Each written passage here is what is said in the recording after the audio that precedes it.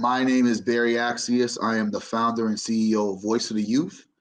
I am a father first, mentor, son of Ben Accius. I have one sibling. I have two daughters, an adopted child named Devonna Johnson, and my biological daughter by the name of Adasia Accius. Um, Came from New York to California when I was 8 years old. Went from one coast to another coast. Really didn't know why until later, as my dad and I broke bread. Just really formulating and just trying to get an idea of why some of the reasons. We went from one big city to another big city, and I just knew that it was the efforts of my dad seeing opportunity here in California. Um, I'm a constantly go back home to New York. Born in Brooklyn, lived in Long Island. Then came here to San Francisco, lived in the Marin County, and then after Marin County, moved where I had conceived my daughter in Santa Rosa. Mother is Miss Shamika Bate, and I ended up being in Sacramento, California. So I've been, predominantly in my whole, life. I've been here in California, but I do have East Coast roots. And moved to Sacramento in 2000, left back to the Bay Area for 2 years, buying a house with my brother, trying to do the right thing, but ended up coming back to California and, excuse me, Sacramento, and just started looking at my life and figuring out where I wanted to do with my life. Wasn't really about working for anybody. Part of my life was me being a hustler, being out in the streets. I would never consider myself a street cat, but I was into a bunch of street things, a lot of illegal activities, but it was all for purpose. It created who you see right now. The foundations that my father laid down created that individual that you see, the unapologetic Black man that I am, the Black father that I am, the advocate that I am, fearless, speaking for my community, speaking for the underserved, the disenfranchised, as well as those who are the voiceless. And, in 2008, I created this beautiful organization that has blossomed before my eyes. I never imagined it to get to this level, Voice of the Youth. And it was a very trying time where I had to finally make the final decision as a man, as a father, to give up my dreams of being a glorified street overlord, and just become a citizen and go through the straight and narrow. So that's where you have Voice of the Youth 2008. I created it in 2023. We're still here through all the trials and tribulations of roller coasters, rides that we've been on, through deaths, through sacrifices, through pain, through agony, through patience, and deciding and becoming a leader in my community. And I hopefully I've left an impact as the investment that I've created, not only for my young people, but other folks in the community, has been definitely felt. I love that, Barry. And you certainly are making an impact in the community with Voice of the Youth. As I know, you are in the streets pounding the pavement, you are on the battlefront. As it relates to Black on Black students and white on Black students, and I know that you've seen a lot of hate crime, you've seen a lot of bullying with our preteens, our teenagers, and our young folks. So I am so glad to have you here to get your feedback and perspective. We're going to begin with the first question on what do you believe to be the root causes of the hate that youth, ethnic groups are experiencing in California, especially when we talk about the root cause of anger that makes individuals and groups lash out hatefully to others without remorse. Um, Lack of education or lack of understanding. I don't necessarily, in some incidents, I don't really believe it's hate. I think that it's a lack of understanding. Sometimes it's envy, jealousy. You got to understand that we are the beginning and the end, and when you know your history, you know Black people are the creators of all civilization.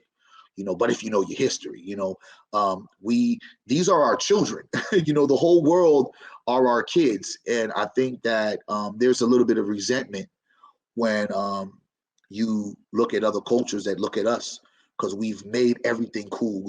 We've persevered through every restraint, and I just think that sometimes that hate is just not understanding the individual or individuals, as well as folks play into the stereotypes. I think that there's a stigma of negativity when it's connected to Black people, or Black things, right? A black cat is bad. Um, Bad guys wear black. You know what I'm saying? Even the white cake is better than the chocolate cake. So I just think that because of society and its limited access to watching and seeing the beauty of Black people, it's always created us in a negative light or an inferior light, you know what I mean, where the stigmas of us really coming from slavery. So it's almost as if, people look at us as if we're lazy, right? And it's just like, you're a lazy Black person. He's like, are you kidding me? You know what I'm saying? My ancestors got you rich. You know what I'm saying? You are on the backs of my ancestors' land that they've cultivated. So I just really think that the ignorance really comes from just not really understanding and not really knowing.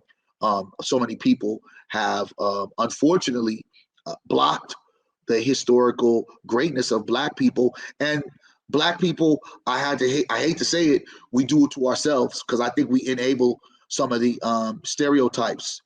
Back in my day, you couldn't have anybody use the negative word like the N word, where now it's become pop culture. You got white folks saying it and not even saying it in a derogatory term to other white folks. You got Latinos saying it to other Latinos.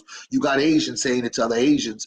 And we, of course, unfortunately say it in all part of our vocabulary, which I try to make sure that my youth, we don't adopt that word. Even though I know these kids have that word, I shut that down, because I just think that when folks see us use this word so eloquently, and I remember Tupac, when he tried to create the N word as never ignorant, getting goals accomplished. So he was defining the NIGGA in a positive situation, which I think was dope, but I don't think that we gravitated to it enough. I think we just continuously use it. And it's a term of endearment now for some, but I still think it's a word of ignorance, and it's held us back, and it allows other cultures to feel they can practice these kind of behaviors. And when you really look at us overall, I think groups look at us and believe that we don't care about each other as much as we really do, or we show out for each other. So I think that gives them the ability to feel like I could disrespect this culture in any way I want. And I think that back in my days and your days, we're a little bit older, not too much older than some of our people that might be listening, or some of the youngsters that are coming up today, that we didn't have that type of blatant disrespect, because it would be handled and manifest with some type of I don't want to say violence, but repercussions in some kind of way. So I think that though America has been based on racism, it's always been racist. I feel that there was a more common denominator of respect. Like, you really knew when someone was being racist towards you. But I think that now that too many of our own people, as well as others, have embraced to basically hate or be prejudiced or be racist against Black people, because I just don't think that they fear the repercussions, as well as the ignorance that they don't really understand who we are as a whole, as well as Black people don't necessarily understand who we are as a whole and don't embrace our great rich heritage. So I think that we get caught up in this gridlock where you have so many different cultures, as well as when you talk about the schools. I'm dealing with a situation right now with a young wrestler, African-American kid from one of the local high school. He was being called the monkey. They were making monkey sounds. They were using the N word in the crowd. And like, these kids don't really think that's a big deal. Back in my day, there'd have probably been a riot in the in the gym. And it wouldn't have been from the kid who didn't hear anything because he's on there wrestling. It'd have been the people in the crowd, because we didn't really play that. And I think that there's a lackadaisicness. We're more lackadaisical when it comes down to enduring terms that come from two black people from others. It's almost like we're giving them a pass, as well as there's really no laws to protect us. And I think that they just feel like, we're a punching bag and that it's okay when it's not. These are definitely some valid root causes. So, with that said, what would you like to see local public health partners agency do to address these hate-based crimes and bullying incidences in our schools and in our communities when we talk about women, elderly, and of course the young adults and children? Um, there's never been really a sense of urgency for Black lives in America. When you look back just even more recently, the whole Black Lives Matter, campaign, the whole idea and the wow statement of saying Black Lives Matter, that we had to say that in, the 2014s until it ran its course, it's kind of puzzling and surprising. Even being in 2024, that we're still dealing with issues of hate. Oftentimes, Black people are tolerated, not celebrated. Where you'll see Black people celebrated is your local athlete, your local entertainer. You really, honestly, you wouldn't think there is any kind of racism because they're honored by all walks of life, right? You would go down to a Sacramento Kings game. You trying to tell me all those people love Black people that's cheering on for Darren Fox or whoever else that's African American that plays for that team. So it's a weird, very disturbing relationship, very dysfunctional relationship that white America and Black America has. Like, we have adopted into the abuse. We've kind of okayed the abuse, and for some reason, our white counterparts will kind of like abuse us, but then they want us to stay around to be abused. It's a domestic violence relationship that like both parties don't want to leave. And I look at it that's why you don't have laws that are based to focus on us. When I saw and I supported the anti-Asian hate groups and even formed and supported a Asian and Black coalition. I don't know necessarily what happened with that because as folks wasn't moving in a way of let's get something done, boom, I start seeing things happening that I wasn't involved with, but I mean, things started happening that they focused on creating laws and policies, procedures that would really help the Asian community. That doesn't happen with Black people. Every time you see a Black person, whether they get killed by the police, they're getting killed by a racist person, or maybe even be getting killed by themselves, the person that looks just like them, you don't have like this law or this policy that's protecting them. There's nothing that protects Black people from hate.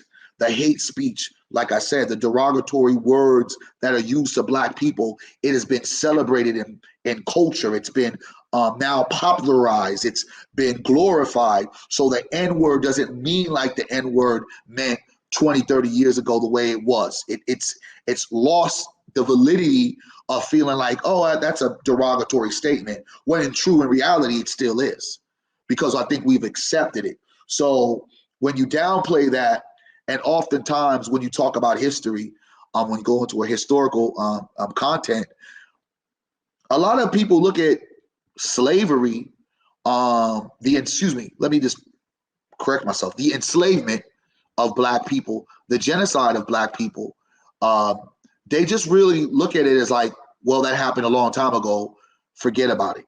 But you don't say that about the Jews with the Holocaust. You don't say that about the Indians and the massive genocide against the Indians. You don't say that to the massive genocide against the Asians. You don't even say that with the LGBTQ community that has shown their power, not only numbers, but in significance when they've changed laws, rules, regulations to help support them and protect them. Black people are like the only group that don't have those kind of support systems. And I think those mechanisms come from individuals not proclaiming our life to be as important as it should be. We're kind of like thrown off on the side unless you are a productive Black person that can bring in some kind of profit. Then you're hailed, you're supported, you're protected in some kind of way, you're celebrated in a good way, and that's our entertainers and our sports athletes. And they get dumbed down oftentimes and don't speak upon these issues because how are they going to speak against the oppressor that's paying them? So our reality is we don't really have anybody fighting unapologetically saying that these issues that we've been dealing with from decades ago are still significant because people want to dumb down, they want to dilute the historical things that have happened to us and almost pretend like, well, it wasn't that bad.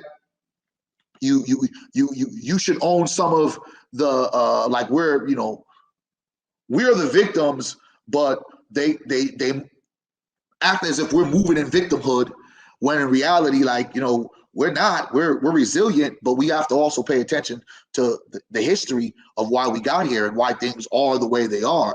And I just don't think that there's any benefit to protect Black people in no way, shape, form, and fashion. I try to educate my own to say the only way we get the respect of others is when we respect each other. And then I think that if we show respect, and that goes in playing into the community violence that I deal with so often, when you see on a nightly news a Black person killing another Black person, even though in proximity, everybody in their culture or their race kills each other before they would kill somebody outside of their culture or race. For us, it's a badge of honor in a negative way, but also looked upon it as, well, if y'all killing each other, why should we even do anything to help you guys protect you from other things that happen? Because you guys don't even care about each other. So I guess it gets convoluted, and it's a weird space to be in because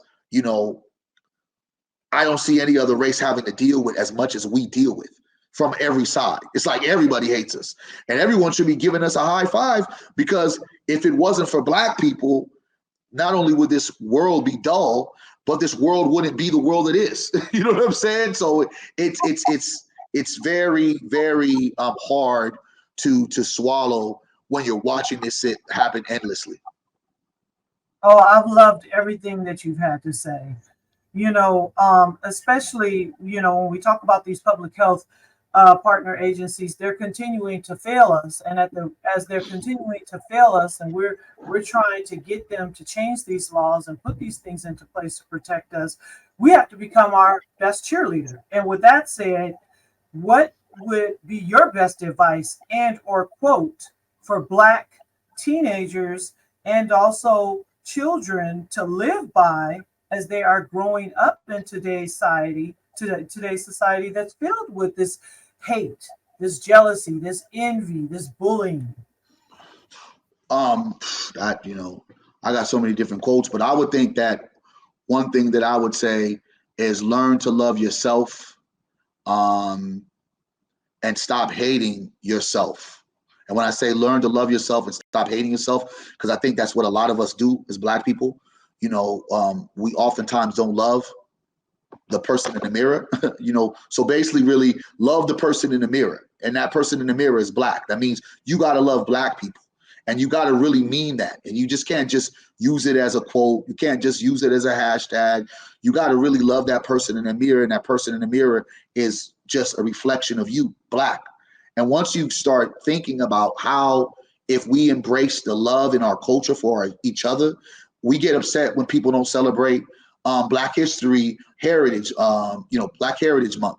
Are you celebrating it? We get upset when there's community violence. I hate the phrase Black on Black violence, because no one says white on white violence, but you get so attracted to that label because you hear it so often, right? So excuse me for almost saying that, but when you hear that violence in your community and it's us doing it to each other, like, speak against that, right? Try to create better ways where we can have conflict resolution, that every situation doesn't have to be death. And I think that's just where we're at. Every moment as I'm watching young people And as I'm sitting back thinking about all the young people that I've lost doing this work, from a 10-year-old to a 9-year-old to a 25-year-old to a 30-year-old, I mean, to a 16-year-old, all these different ages of young people that have just lived in a community and are just killed by senseless violence. I just would think that the person who pulled the trigger, if they looked at that person as that person in the mirror and loved that person, how things would change. So I just don't really think that we can look upon policies and government and organizations and systems that were here to oppress us in the first place to create change. The change has to come within us first, and that's why I get jealous, but not jealous in a negative way.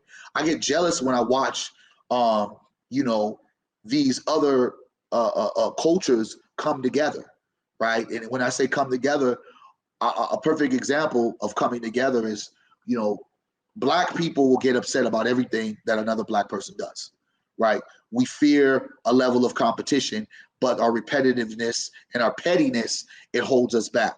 So, I'm the king of oxtails, as so many people should know. If you don't know, I am. I'll say I had an oxtail store, like downtown, but another person opened up a oxtail a shop like around the corner from my shop. Like that could be a conflict. Where I look at my Latino brothers and sisters have these pop-up taquerias every corner, every block. And we talking about pop-up taquerias. We ain't even talking about the little taquerias that they have that are actual restaurants that are in the same areas. And you never hear any kind of beef. It's the same dang taco that they probably cooking. The meat salsa might be a little bit different, but it's like you see all these people popping up, corner, and they're all able to get money. They're all able to build. They're all able to contribute to their culture. And for us, it's just not like that. And I think that this jealousy and envy that we have within ourselves, it creates the type of hate that others have for us.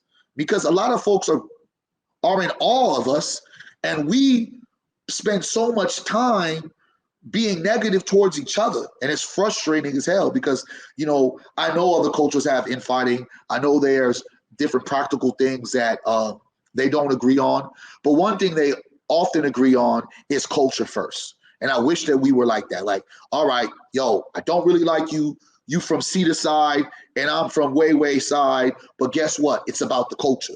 It's about our community. It's about our blackness. We're going to rise above. I don't really have to mess with you, but I'm going to make sure that you keep living.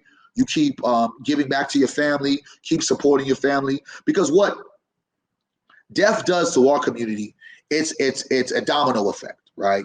Someone kills someone else's child. We lose two soldiers right then and there. Because eventually that person who committed the homicide is going to get caught or is going to be unfortunately murdered by someone else's gun. And the young person that they killed, we no longer have that bright child that might rise up and be one of the greatest leaders that we probably have ever seen. We don't have that. We have a loss of just potential. And I think that we're doing this in such a hasty way that all the other issues that we have, the true issues that we have, fighting back against a system that oppresses us, fighting back against racism, fighting back against hate. We have so much work to do with our own hatred towards each other that it behooves me that we dive in on how other people see us. Because we don't even see each other in the right light that we have to see each other in. So how do we expect other people to look at us in that same kind of way? I do love and I do enjoy when there is something that happens to us. Most of our community, they gather around, they stay strong. We are laser focused. But then after that laser focus, we're right back to fighting each other again. Crab in a bucket mentality. And I think that for me is frustrating. But I'll never give up that fight. I will always say that these schools, these politicians, they need to do better. They need to do more, regardless of the infighting that we're having with ourselves. Because again, as I will say it, other cultures have the same thing happening. It isn't displayed or isn't glamorized as much as ours. but we have to be the force to be able to level the playing field and make sure those individuals in power do a lot more, so this can't be a reciprocation of hate in our community and for folks to hate on us just because we're black. Wow. Well, with that said, I've loved everything that you had to say, Barry. We're going to do this is our wrap up question. Again, as I had stated at the beginning of our interview, our history is deep. It's the longest. You are Yes, from it's New deep. York. Hey, it's deeper than slavery. All right, it's deeper than enslavement. Let's start And there. I'm not originally from Sacramento. I'm from the Bay Area. I know you Yeah. came from the other coast, like you said, New York. So, And then sled, then had my Bay Area roots. So you know I'm a Niner fan for life. oh yes, yes, yes. Let's go Niners. Yes, yes. Let's Woo! do it. Let's do it. So, I came to know you almost 15, I want to say it's almost been 15 years. Yeah, One of our yeah, events, the Hub Choice Awards. That was our yes, time. And yes. then you were on the front cover, I forget the year, 2011 for Black Two. Men in Leadership. Yes, yep. 2000. I want to say it was 2010 or 2011. 2010 or 2011. So, and one of the things I've loved most about this job is spotlighting Black men in leadership. And you fit that role to a T in all that you Well, do. you found me before I even believed that I was a leader. You already saw it. So big shouts out to you, big sis, because like I said, you're an innovator and you saw it and you predicted it, because I was like, me? I was like, I'm just getting started.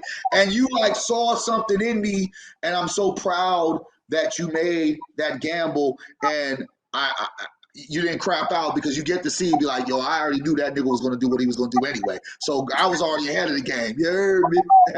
You heard me. So, as we had talked about, you're a Black man in America, and we know the Black man's survival is nothing like the Black woman's survival. We got to have our Black men at the head of the family. We got to have our Black men as leaders. We got to have our Black men as mentors and teachers and educators, right? So, as a father, a community member, and business owner, okay, how would you say that you and your family, because you are the father of a grown up daughter now, been able to survive these turbulence? Two now, two, Two. I'm sorry. and all the other kids that I And co-parent with, yeah, like they're all my kids. But go ahead. so, how have you been able to navigate and survive these turbulent streets that are filled with hate, jealousy, violence, the shooting incidences, the bullying incidences, and speak on how you have been able to cope, your coping mechanisms. I need you to share with our audience, how you've been able to do that. So this, it's all, we do this to help somebody. Yeah, for sure. Always say, we're here to help somebody, okay? Yeah, I don't care if it's just one person who walk away with feeling like, oh, I got a resource, I got some advice of somebody that I was going through what they was going through. So please share with us. No doubt. That's definitely a loaded question, but a definitely question that needs to be answered. And I'm hoping that I motivate or I connects with somebody as I answer this. But one thing that I learned, that masculinity doesn't always mean that you have to be tough. That there's toughness in being vulnerable. There's grace and being humbled, and not humbled in a way where I'm going to dim my light. And I should be proud that I am confident. It doesn't look, or it shouldn't be seen as being arrogant. Then appreciating and valuing my outcomes, appreciating and valuing my lineage, um, thanking the Most High for my foundation, which my father, my aunties, even my mom, who unfortunately was, battling mental illness at a young age, so she never was really too involved in the passage of my life. It was pretty much my father and my two aunts, and just anybody else that kind of poured into me. But really, the road of becoming the black male that I am right now, I appreciate and I value the lessons that my father, who I never really thought when he was laying down foundations, that I never really understood it back then. I just looked at it. He was a party pooper. He was just a jerk, and he didn't like me, and I didn't like him. But my dad said something so profound to me. I took him and my brother. We went out to a Warriors game. He's back home from Haiti because he lives over there now. He said, "I don't got anything to give you, but I want you to know that I love you and I thank you and I appreciate the man that you've become." And that sat with me because I was a knucklehead. I mean, on all cases and fronts, I was a bad boy. And again, I'll never say that I was this rotten down street Negro running around here pulling licks, but I was strict. I was a hustler, and I got into stuff. And of course, back in those days, we would do a lot more fighting than we use gunplay. So I got into anything that a kid would want to get into. Been involved in shootings, been involved in capers, did my little juvenile hall stint. And as soon as I did the juvenile hall stint, I said, I never want to go to jail. But I also had to make a decision clearly in 2008 when I gave up the kind of lifestyle that I was living, the fast lifestyle. And I call it the lifestyle because there's so many different things that gravitate to it. And those who know what I'm talking about know you don't have to be this avid street hustler. You could be doing low level things. You could be, doing white collar scams. There's so many different things, but it's a lifestyle that, we embrace. And because we have embraced it as a black male, we embrace it because we feel that there's no way out. We want the goods. We want the glam. We want the positivity that we get from being the man. You know what I mean? Because it just, as I told and I said earlier, being a somebody meant that you were somebody to someone, and a lot of people looked up to you, and that's why, like, being a ball player and like a hip hop artist that finally makes it or breaks through from the underground circuit, it's like the best thing in the world because you just have people that love you for just what you do. Don't really know you, but they just love you because you're entertaining. You have some type of value, and I think that's what every black male is chasing, to be accepted. Acceptance. We were always looking for that acceptance. So the things that we were doing was to be accepted, to be embraced, right? To be looked upon. Some of us wanted to be loved. Some of us wanted to be feared. Some of us was doing it because we were just totally lost and didn't have any kind of direction. So, as I've gone through my life, I just remember some of the things my father used to say to me. And as I got older, it started resonating more. And as I got older, it started to make sense. So for me as a black male, I looked at one, having an accountability partner, a person that's going to help me stand in line, a person that's going to help me look in the mirror. Me and my boy, we would have this look in the mirror, we call it the mirror check, and looking in the mirror, looking at ourselves, not closing our eyes, looking at us, all the flaws, everything, seeing, the bags under our eyes, seeing the grays that are coming, just looking at who we are and who we want to be and who people see us as, asking ourselves, what do we want to be in this world? So accountability partner is a crucial part of having to save my life. Event partner. Event partner. That's like your therapist, your counselor, that person that will allow you, because as a black male, with all the pressures, and I ain't saying my women don't have pressures, but it's a different kind of pressure when you're a black male. You're gonna have to release that.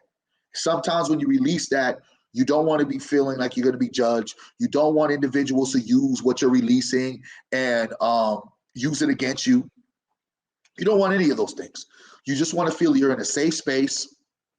No one's going to use this a week later, a month later, post it on social media, call you a sissy or call you a punk because you're being vulnerable at this particular time. You just want to let it all out. And I think that, for me, has caused me a great deal of harmony, finding self-care time, whatever that is, if it's going to the ball game, if it's hanging out with your kids, or if it's just staying by yourself at the crib, that's okay.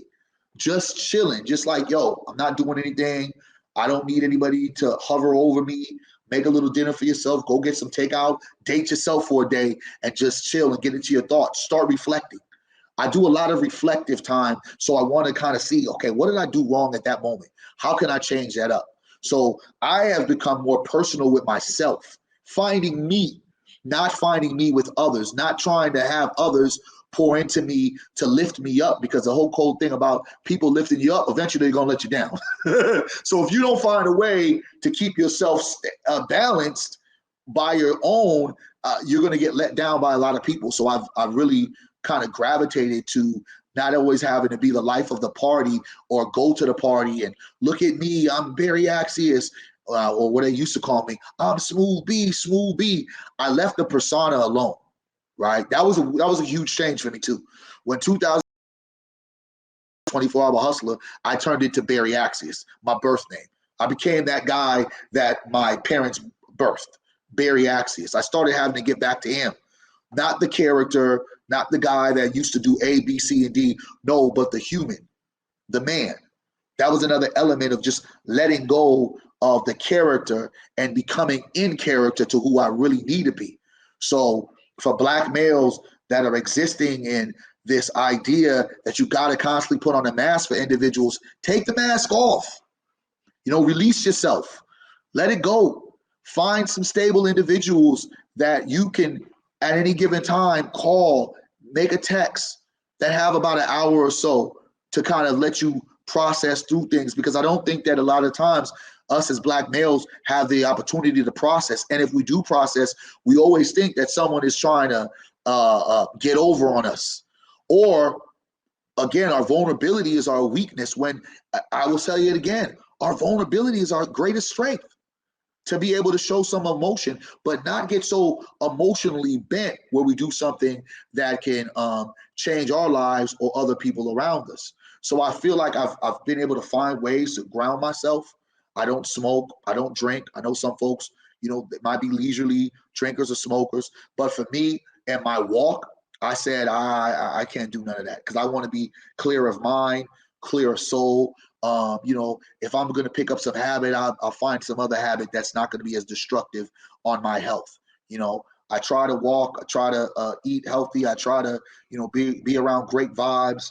But again, I'm constantly making sure I do my check-ins with my event partners, my accountability partners, checking in with them, and as well as them checking in with themselves with me, because I want to make sure that the burdens that I hold, I just don't hold them and stress myself out. I kind of release it. Then I can be able to be the soldier, the warrior, the father, the mentor, the unc, the pops that I need to be, the advocate that I need to be for so many people. But it's a heavy weight that I have on my shoulders. So I know for me, I'm going to find some ways to get out of those zones and sometimes just be about me. And it's okay to just be about you.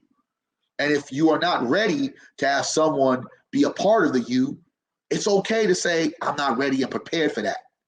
Not yet. Because being able to have responsibility for someone else is a hell of a task. That's why I only have one kid. And when I was able to have another kid, I adopted another kid that was already halfway grown. And so, you know what I mean? And all the other kids, I can go bring them back to their family, right? Okay, well, nephew, I'm dropping you off to mom's, whatever. So I understood at an early age, and this is not knocking anybody for having kids, but I just knew my level, right? I knew what my level was. And I just said, you know what? Listen, I don't need to burden anybody with some of the BS that I got. Let me just go handle this one thing. And I just don't think people really, like I say, reflect, pay attention to some of the things that they've made mistakes on. And a lot of times I had to own up on my own bullshit. Right? I can't keep on, like, I stopped playing that finger pointing game. You. I was so upset at my father at one particular time because of course he raised me till he was 18. He went back to his homeland in Haiti, and there was a resentment because he went back to Haiti. He never came back. He never really checked in. I had this daughter. I'm moving around with this daughter. I don't even know what the heck I'm doing with this daughter. It's like I'm a young father. Like, man, where's this dude at? But I had to sit back and be like, yo, my dad did the best that he could with what he had. And the most noblest thing that I could say my father ever did, that he kind of installed with me, with this unconditional love, because he took care of my mentally sick mother his whole life. When I tell you that's a sacrifice that most people wouldn't ever do, it set me up to make sure, hey, yo, you can't never leave your daughter ever. Like, that's never gonna happen. I don't care what's going on with your mom, the BM, her mother, her grandmother, her family. You can never leave that girl, because your father never left your mom, and he wasn't even married to her no more. He took care of her, and he stopped his life. So I felt like watching some of those sacrifices, the foundational things that my dad did, was how it carried me in this work. I saw, oh, that's what unconditional love is. Oh, that's what sacrifice is. Oh, that's what giving looks like. Wow, okay. So it was easy for me to start practicing after I got over that I wasn't going to be this character smooth beat. I wasn't going to be the top Negro in charge. I was going to be just a normal brother, just doing some extraordinary things for my community, when I was fit enough to be that individual. And I was patient. I stayed passionate. And then my consistency has developed over time. So I just think that for anybody that's going through moments, it's okay to break down. Sometimes folks got to let your whole thing crash. It's okay.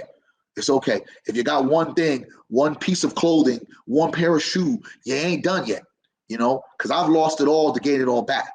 And when I gained it all back, I was just like, wow, you could have never predicted it, but you have to trust the process. So I always tell my youngsters, trust the process. You know what I'm saying? Follow the foundational things that you were set up with. And I hope that when I work with young people, they always understand that when they meet me, like, this was a blessing that was given to you. This wasn't just something that just happened. This was a true blessing, because I feel like I'm an instrument to help create change to so many people's lives, because I've watched the change happen within me, because I moved in it. So anything I'm saying to you is nothing that I have not done for myself. And that's just where I'm at right now.